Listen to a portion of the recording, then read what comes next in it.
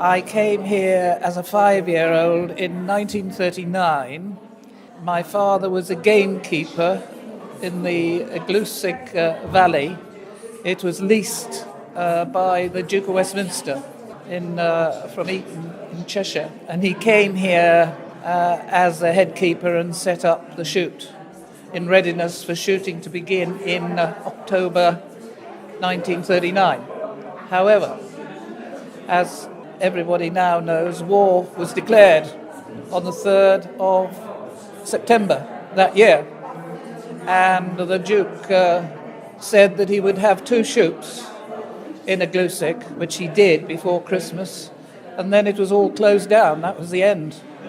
And the gamekeepers that my father had assisting, some were local, some came from Eton, and the ones of the appropriate age went to war, and the others there was no longer a job for them as gamekeepers. It finished. But my father was not eligible because of health reasons to be called up. And he remained behind to close the whole thing down. They caught all the pheasants up, and they were killed and sold to butchers. They weren't. They were made use of. I remember him catching them, and with one or two of the older keepers who were local chaps around here, and he caught them up. I think they reared about 5,000 to put in the valley.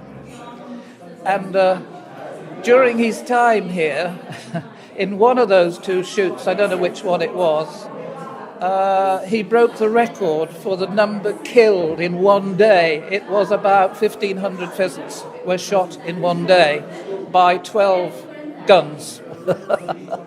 And the Duke had a lot of crack shots as guests, and the Duke of Roxburgh, all the locals got to know what a crack shot he was, and they all gathered round him to see if, at the very top of the valley at World's End, whether he could possibly have 3 dead pheasants in the air at once, so that he shot the 3rd before the first one dropped, because they were so high.